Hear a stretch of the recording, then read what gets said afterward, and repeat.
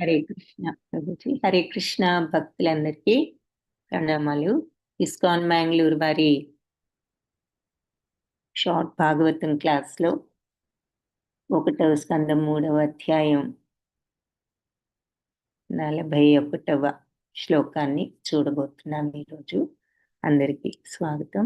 ఓం అజ్ఞానతిమిరాంధస్య జ్ఞానాంజనశలాకయ చక్షురున్మిళితం యేన తస్మై శ్రీ గురవే నమః. ఓం నమో భగవతే వాసుదేవాయ. ఓం నమో భగవతే వాసుదేవాయ. ఓం నమో భగవతే వాసుదేవాయ. ఓం నమో భగవతే వాసుదేవాయ. ఓం నమో భగవతే వాసుదేవాయ. ఓం నమో భగవతే వాసుదేవాయ. నారాయణ నమస్కృత్యం నరం చైవ నరోత్తమం నారాయణం నమస్కృత్యం నరం చైవ నరోత్తమం దేవీం సరస్వతీం వ్యాసం తతో జయముదీరయేత్. దేవీం సరస్వతీం వ్యాసం తతో జయముదీరయేత్. నష్టప్రాయేష్వ భద్రేషు నిత్యం భాగవత సేవయా. భద్రేషు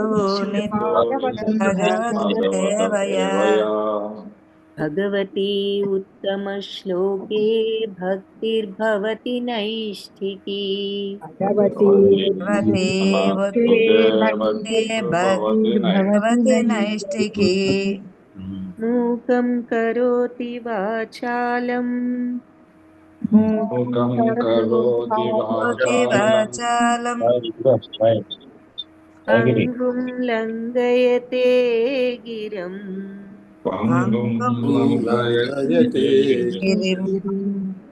యత్కృపాతమహం వందే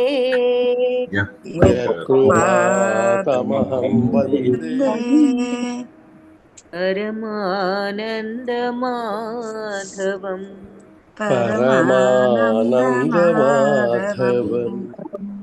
యత్కృపాతమహం వందే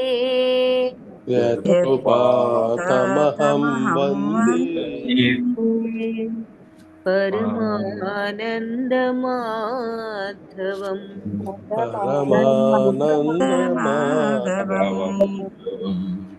హరే కృష్ణ అందరికీ. సో మొన్న లాస్ట్ 40వ శ్లోకంలో ఇలా ఈ భాగవత గ్రంథాన్ని గురించి చెప్పడం జరిగింది. ఈ భాగవత మహాపురాణం మరి భగవంతుడి యొక్క గ్రంథావతారమే. ఇదం భాగవతం నామ పురాణం బ్రహ్మ సంహితం. సో బ్రహ్మ సంహితం అంటే భగవంతుడి యొక్క అవతారమే. ఈ భాగవత పురాణం అనేది భగవద్ అవతారమే. ఉత్తమ శ్లోక చరితం అంటే భగవంతుని యొక్క చరిత్ర చకార ఆయన రచించారు. ఎవరు రచించారు దీనిని? భగవత్ చరిత్రను భగవాన్ ఋషి అంటే భగవద్ అవతారమైన వ్యాసదేవులే రచించారు. నిశ్రేయసాయ లోకస్య, అందరి మానవుల యొక్క శ్రేయస్సు, లోకం యొక్క శ్రేయస్సు కోసం ధన్యం, ఇది ఫలప్రదం, మరి స్వస్త్యయనం అంటే ఆనందప్రదం, శుభప్రదం, మహత్ సంపూర్ణము అని చెప్పి భాగవతాన్ని ఆ రకంగా వర్ణించడం జరిగింది. నెక్స్ట్ శ్లోక తదిదం గ్రాహయామాస సుతమాత్మవతాం వరం సర్వవేదేతిహాసానాం సారం సారం సముద్ధృతం. తదిదం గ్రాహయామాస సుతమాత్మవతాం వరం సర్వవేదేతిహాసానాం సారం సారం సముద్ధృతం. సో ఈ వ్యాసదేవులు భాగవత పురాణాన్ని రచించిన భగవద్ అవతారమైన వ్యాసదేవులు ఈ లోకంలో అన్ని వేద ఇతిహాసాల సారాన్ని కూడా గ్రహించి దానిని మరి ఈ ఆత్మానుభవాన్ని పొందిన వారిలో శ్రేష్ఠుడైన తన పుత్రుడికి అందించెను అని చెప్పి చెప్తున్నారు. సో తత్ ఇదం అంటే ఈ భాగవతాన్ని గ్రాహయామాస బోధించారట. సుతం ఆత్మవతాం వరం. సుతం అంటే తన కుమారుడికి, పుత్రుడికి, ఆత్మవతాం ఆత్మానుభవాన్ని పొందిన వారిలో పరమశ్రేష్ఠుడు. ఆత్మానుభవం పొందిన వారిలో కూడా ఈ సుఖదేవ మహాముని ఇంకా శ్రేష్ఠుడు అని చెప్పి చెప్తున్నారు. ఈ భాగవతాన్ని ఈ ఆత్మానుభవం పొందిన వాళ్ళలో కూడా పరమశ్రేష్ఠుడైనటువంటి తన కుమారుడుకు ఈ భాగవతాన్ని ఆయన బోధించారు. ఎలాంటి భాగవతం అట? సర్వవేదేతిహాసానాం, అన్ని వేదాలు, ఇతిహాసాలు ఇవన్నీ వాటి యొక్క సారం సముద్ధృతం. ఈ అన్ని వేదాల యొక్క, ఇతిహాసాల యొక్క సారాన్ని బయటకు తీసి ఈ భాగవత రూపం పురాణంలో, ఆ రూపంలో ఆత్మానుభవం ఉన్న వాళ్ళందరిలోకి కూడా శ్రేష్ఠుడైనటువంటి తన కుమారుడికి ఈ వ్యాస మహర్షి బోధించారు అని చెప్పి ఈ శ్లోకం చెప్తోంది. సో వ్యాసదేవులు ఈ విశ్వంలో ఉన్నటువంటి అన్ని వేద ఇతిహాసాల సారాన్ని కూడా గ్రహించి దానిని తన శ్రేష్ఠుడైనటువంటి తన పుత్రుడు, ఎటువంటి పుత్రుడు అంటే ఆత్మానుభవం పొందిన వారు అందరిలోకి కూడా శ్రేష్ఠుడైన తన పుత్రుడికి ఆయన అందించారు అని చెప్పి శ్లోకం చెప్తుంది. సో భాష్యంలో ఏం చెప్తున్నారో చూద్దాము. అంటే అల్పజ్ఞులైన మనుష్యులు మరి 600 సంవత్సరాల పూర్వం, క్రీస్తు పూర్వం వరకే, మరి బుద్ధుడి కాలం వరకే ప్రపంచ చరిత్ర ఉందని అనుకుంటూ ఉంటాం మనం జనరల్గా. 600 BC అట్లా ఆ టైం వరకు ఈ చరిత్ర ఉంది అనుకుంటాము. అంటే లేదు అంటే ఓకే, 3000 BCలో మనకి ఈ సింధు నాగరికత ఇవి ఉంటాయని హిస్టరీలో చదువుతూ ఉంటాం. సో అంతకు ముందు ఏమిటన్నది మన ఎవరికి కూడా పెద్దగా తెలియదు. సో శాస్త్రాల్లో చెప్పబడిన అంతకు పూర్వం చరిత్రలన్నీ కూడా చెప్పినా కూడా ఏదో కట్టుకథలు అనుకుంటూ ఉంటారు. ఈ హిస్టరీ వెళ్ళినంత వరకే మనం ఉన్నది, ఇక అంతకుముందు ఏమి లేదనుకోవచ్చు. అంతకుముందు చెప్పినవన్నీ కట్టుకథలు అనుకుంటూ ఉంటారు, కానీ అది నిజం కాదు. ఈ పురాణాలు, భారతం ఇటువంటి వాటిల్లో చెప్పిన విషయాలన్నీ కూడా నిజంగా జరిగినవే అని చెప్పి చెప్తున్నారు. మరి చాలా మంది ఈ రోజుల్లో ఇది నిజమా కాదా అనుకునే వాళ్ళు కూడా ఉన్నారు. కాబట్టి అది ఇక్కడ చెప్తున్నారనమాట. వాటిల్లో చెప్పబడిన ఈ లోక చరిత్రలే కాకుండా లక్షలాది లోకాలకు సంబంధించిన ఎన్నో చరిత్రలు కూడా నిజమే. మన లోకంలో ఉన్న చరిత్రే కాదు, ఈ మనం ఇదివరకు ఈ భారతం ఏమిటి, పురాణాలు ఏమిటి చూస్తే ఎన్నో లోకాల చరిత్రలు కూడా అందులో ఉన్నాయి. సో అవి కూడా సత్యమే అంటున్నారు. అలాగే లోకాల చరిత్ర ఇలాంటి అల్పజ్ఞులు వాళ్ళకి నమ్మదగ్గదిగా వాళ్ళకి అనిపించకపోవచ్చు. ఈ లోకాలన్నీ కూడా సర్వ విధాలుగా సమానం కాదు కాబట్టి ఇతర లోకంలో ఉన్నటువంటి ఇలాంటి చారిత్రక విషయాలన్నీ కూడా ఈ లోకంలో ఉన్న అనుభవంతో అవి సమంగా అనిపించకపోవచ్చు. మనం ఇలాంటివన్నీ చూసామా, ఇలాంటివన్నీ జరిగేవేనా అనుకుంటాం. ఎందుకు? మన చుట్టూ ఉన్న విషయాలే అందరికీ జరుగుతాయనే అల్పజ్ఞానంతో మనం అలా అనుకుంటున్నాం. మనకి తెలిసినదే అంతా ఉంది అనుకుంటున్నాం, అంతా మనకి తెలిసినదే అనుకుంటున్నాం. మనకి తెలియనిది ఎంతో ఉంది అన్న విషయాన్ని గమనించడం లేదనమాట. ఇలా నమ్మని వాళ్ళు ఈ విషయాన్ని వాళ్ళు తెలుసుకోవడం లేదు. ఈ విధంగా మరి ఎన్నో లోకాల్లో ఎన్నో రకాల స్థితులు, కాలాలు ఉంటాయి. దానిని బట్టి మరి పురాణాల్లో మనకి చెప్పిన ఈ కథలన్నీ కూడా నమ్మశక్యంగానివి అని అనుకోవచ్చు. కానీ ఇవన్నీ నమ్మశక్యం, ఊహాత్మకం ఏది కూడా ఇందులో లేదు. ఇదేది మనం ఇమాజినేషన్ కాదు, ఇదంతా కూడా నమ్మశక్యమే, ఉన్నదే, నిజమే, ఈ పురాణాల్లో వాటిల్లో తెలుపబడింది అని చెప్పి చెప్తున్నారు. సో ఒక మనిషి ఆహారం ఇంకొకరికి విషం కావచ్చు అన్నది మనందరికీ తెలిసిందే కదా. ఒకరికి ఆహారం అయితే అది ఇంకొకరికి విషం అవ్వచ్చు. కాబట్టి పురాణాల్లో చెప్పిన కథలను, చరిత్రలను మనం అంతా ఊహే అనుకున్న అని మనం ఎప్పుడు కూడా కొట్టివేయకూడదు అంటున్నారు. సో అంటే ఒకరికి ఆహారం రెండో వాళ్ళకి ఎంత అది విషం అవుతుందో కొంతమందికి అలాగే మనం నిజం కాదనుకుంటున్నాం గానీ అది నిజమే అన్నది ఒక ఎగ్జాంపుల్ అన్నమాట. సో, కల్పితమైన కథలతో హ్మ్. ఇట్లా తమ కల్పితమైనటువంటి కథల్ని ఇంత పవిత్రమైన తన రచనల్లో పొందుపరచాల్సిన అవసరం వ్యాసదేవులు వంటి ఋషులకు ఎంత మాత్రమూ లేదు. ఎందుకు? అంతటి మహానుభావులు వాళ్ళు జరగనివి కల్పితాలు వ్రాస్తారా? సో, అని చెప్పి ఇక్కడ చెప్తున్నారు మనకి. భాగవతంలో ఎన్నో లోకాల చరిత్రల విషయాలన్నీ గూడా ఉన్నాయి. అయితే ఆధ్యాత్మిక రంగంలో ఎవరైతే ప్రామాణికులో వాళ్ళే దానిని మహాపురాణంగా వాళ్ళు వాళ్ళంతా గూడా దీనిని పురాణము అని చెప్పేసి అంగీకరించారు. ఇప్పుడు ఎన్నో దేశాలలో వివిధ దేశ కాలాల్లో భగవంతుడు చేసిన ఈ లీలలన్నీ ఉన్నాయి గాబట్టి, ఈ అదంతా గూడా ఈ భాగవత పురాణం యొక్క విశిష్టత, విశేషం. కాబట్టి ఆత్మదర్శులలో ఉన్నతుడైనటువంటి సుఖదేవ గోస్వామికి తన అధ్యయన విషయంగా దీనిని తండ్రి అయినటువంటి వ్యాసదేవుల నుండి ఆయన స్వీకరించడం జరిగింది.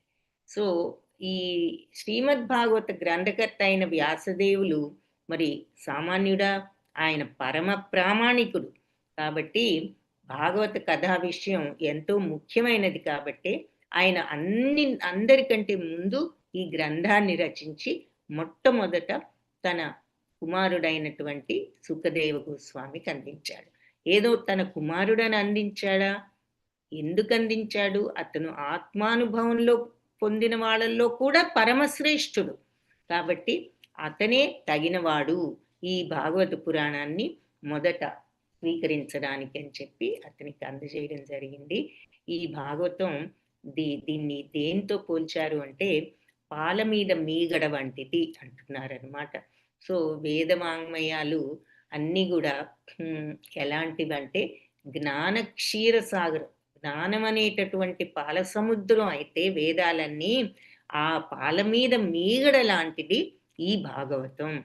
సో, ఈ వాటి ఆ క్షీరం యొక్క సారం మరి మీగడంటే పాలల్లో ఉన్నటువంటి ఆ మాధుర్యం అంతా వస్తుంది గాబట్టి, ఆ వేద క్షీరం యొక్క సారం భాగవతం అత్యంత మధురం అని చెప్తున్నారు. భగవంతుడు మరియు ఆయన ప్రియ భక్తులు వాళ్ళ యొక్క కర్మలకు మధురాలు, ఉపదేశాత్మకములు, ప్రామాణికములు అయిన వివరణను అది భాగవతంలో ఉండడమే దానికి కారణం. ఏది? భగవంతుడు ఆయన యొక్క కర్మలు అవి ఎంత మధురం, ఎంత ఉపదేశాత్మకం, ఎంత ప్రామాణికం భగవంతుడి యొక్క కర్మలు అనేది చెప్పేటటువంటి గ్రంథం కాబట్టి అదే భాగవతం ఇంతటి మధురమైనది అవ్వడానికి కారణం అది అని చెప్తున్నారు. అయితే మరి ఈ భాగవతాన్ని నాస్తికుల ద్వారా గాని, అభక్తుల ద్వారా గాని, అమాయకులైన వారితో గాని ఈ భాగవతం మీద వ్యాపారం చేయాలనుకునే మనస్తత్వం ఉన్న వాళ్ళ దగ్గర గాని, వాళ్ళ పుస్తకాల ద్వారా గాని శ్రవణం చేయడం వలన మనకి ఏమాత్రం ఫలితం ఉండదు. ఈ భాగవతాన్ని మరి ఇంతటి మొట్టమొదట సుఖదేవ గోస్వామికి అందించారని ఇప్పుడే చూసాం. మరి ఇలాంటి భాగవతంపై వ్యాపారం చేయాలి అనేటటువంటి మనస్తత్వం ఉన్న వాళ్ళ దగ్గర నుండి ఇది వినకూడదు అని చెప్పి చెప్తున్నారు. సో, సుఖదేవ గోస్వామికి ఆయన కుటుంబం లేదు, ఆయన బ్రహ్మచారి, ముక్త పురుషుడు. ఆయనకి ఎటువంటి వ్యాపారం చేయవలసిన అవసరము లేదు, కోరిక లేదు. అంటే సంసార బంధంలో లేని సన్యాసిగా ఉండి ఆయన మరి సుఖదేవ గోస్వామికి సరి అయిన ప్రతినిధి అయిన వారి నుండి భాగవతాన్ని శ్రవణం చెయ్యాలి అని చెప్పి చెప్తున్నారు. అంటే ఆ పరంపరలో ఉన్న వాళ్ళను. క్షీరం నిస్సందేహంగా మంచిదే, పాలు ఆరోగ్యప్రదాయమే. కానీ ఒకవేళ ఏదైనా సర్పం గనక కొద్దిగా దానిని రుచి చూసిందంటే ఇక అప్పుడు ఆ పాలు ఎంత మాత్రం ఆరోగ్యకరం కాదట. ఇప్పుడు పాలు ఆరోగ్యకరమే మామూలుగా. ఒకవేళ ఏ పామైన దానిని రుచి చూసింది అంటే ఇంక అది ఇంకా ఆరోగ్యప్రదం కాదు, విషప్రాయం అవ్వచ్చు. కాబట్టి కేవలం మృత్యువే ఆ పాలు తీసుకుంటే మనం మరి ఏం జరుగుతుందంటే మృత్యువే రావచ్చు. ఇదే విధంగా వైష్ణవ పరంపర కూడా ఖచ్చితంగా పాటించకపోతే ఈ భాగవత ప్రవచనం కూడా ఒక వ్యాపారంలాగా చేసేటటువంటి వారి దగ్గర మనం వినకూడదు అని చెప్పి ఒక ఎగ్జాంపుల్ చెప్తున్నారు. సో వేదాల యొక్క ముఖ్య ప్రయోజనం ఏమిటి అంటే భగవంతుని తెలుసుకోవడమేనని మనం భగవద్గీతలో కూడా చూసాం. భగవంతుడు అక్కడ చెప్పాడు. సో వేదైశ్చ సర్వైర్ అహమేవ వేద్యం, సర్వ వేదాలలోనూ మరి నన్ను తెలుసుకుంటే నన్నే నువ్వు తెలుసుకునేది అని. అలాంటి భగవంతుడి గ్రంథ రూపం మరి భాగవతం. కాబట్టి ఇది వేదసారం. ఈ భాగవత గ్రంథమే ఆయన రూపం కాబట్టి గ్రంథ రూపం మరి భగవంతుడి యొక్క గ్రంథ రూపం భాగవతం. అందుకని మరి వేదసారం ఏమిటి అంటే భగవంతుడు కాబట్టి ఆయన రూపం ఈ గ్రంథ రూపం కాబట్టి ఇది వేదసారము అని చెప్పి చెప్తున్నారు. సో భగవంతుడి సంబంధంలో మరి అన్ని కాలాల్లోనూ అన్ని చారిత్రక అంశాలను కూడా ఈ భాగవతం లో ఉన్నాయి. సో అంటే ఆయన రకరకాల అవతారాలు, అందులో చేసినటువంటి లీలలు అన్నీ కూడా భాగవతంలో ఉన్నాయి. సో వాస్తవానికి అన్ని ఇతిహాసాల సారము కూడా భాగవతమే అని చెప్పి మళ్ళీ మనకు శ్లోకంలో ఉన్న విషయాన్ని ఇక్కడ ఇంకా బలపరుస్తూ కారణాలు అవి చెప్పారు. సో ఇంతకీ శ్లోకంలో వ్యాసదేవులు మరి ఈ విశ్వంలో ఉన్నటువంటి అన్ని వేద ఇతిహాసాల సారాన్ని సర్వవేదేతిహాసానాం సారం సారం సముద్ధృతం, ఈ సర్వవేద ఇతిహాస సారాన్ని వెలికి తీసి తద్ ఇదం గ్రాహయామాస. సో ఆయన బోధించారు. ఎవరికి? సుతం కుమారుడికి. ఎలాంటి కుమారుడు? ఆత్మవతాం వరం, ఆత్మానుభూతి కలిగిన వాళ్ళల్లో కూడా మరి చాలా శ్రేష్ఠుడైన ఈ తన కుమారుడైన సుఖదేవ గోస్వామికి ఈ భాగవతాన్ని వేద ఇతిహాస సారమైన ఈ భాగవతాన్ని వెలికి తీసి అతనికి అందించారు అని చెప్పి ఈ శ్లోకం చెప్తాను. వాంఛాకల్పతరుభ్యశ్చ కృపా సింధుభ్య ఏవ చ పతితానాం పావనేభ్యో వైష్ణవేభ్యో నమో నమః. హరే కృష్ణ. అందరికీ హరే కృష్ణ మాతాజీ. హరే కృష్ణ ధన్యవాదాలు. మాతాజీ. ధన్యవాదాలు. హరే హరే కృష్ణ మాతాజీ.